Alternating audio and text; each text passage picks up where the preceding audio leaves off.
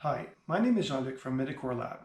Today we're going to look at this 5-piece kit which includes 5 sticky wounds with impaled objects.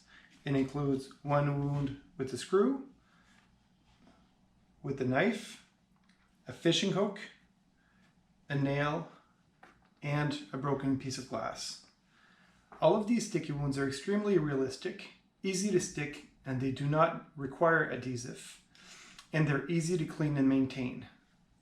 All you need to do is when you've used your sticky wound, you would rinse it with water and soft soap, let them dry face down, wait until they dry, and you can reinsert them in their enclosure and they'll be ready for the next use.